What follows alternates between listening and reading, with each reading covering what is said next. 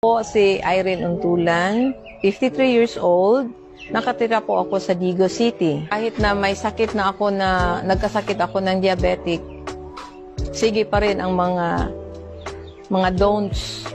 Kain pa rin ako ng mga mamatamis, cakes, lahat ng bawal, okay lang sa akin. Kasi kaya ko pa. Kaya pa ng immune ko. My mother was died because of diabetic and my uncle because of diabetic.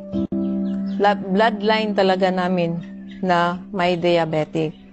Pero last 2019, doon na nagsimula ang aking paghihirap na diagnose ako ng isang retinopathy na resulta dahil sa diabetic at hindi na po ako makakita. For 3 years, uminom po ako ng mga synthetic medicines, kahit anong ibigay sa doktor, basta lang gumaling lang po ako. Lalong lumalabo, hanggang black and white na lang ang makikita ko. Hindi pwedeng ako lang isa.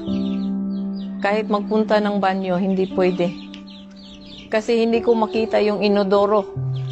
Hindi ko makita kung saan ako uupo. Kailangan may magsabi na, o dito. Dito ka uupo.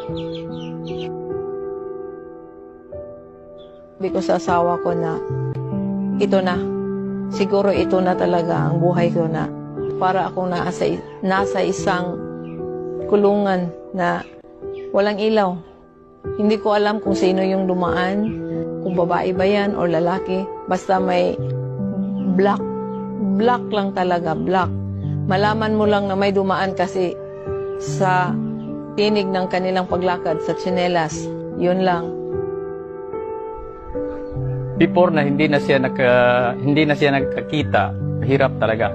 Hindi maiwasan, umiyak, magtanong sa sarili, bakit nagkaganito. Kasi for 3 years, akala ko talagang bulag na po ako. Pero meron pa pala. May pag-asa pa.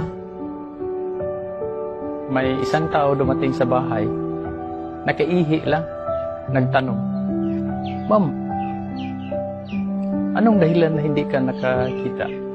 Mga ilang taon, mga 3 taon na. I-try natin. Dami ng mga food supplement na take natin, walang nangyari. Baka ito na. Walang mawala sa atin, pag i-try lang natin. After 3 days,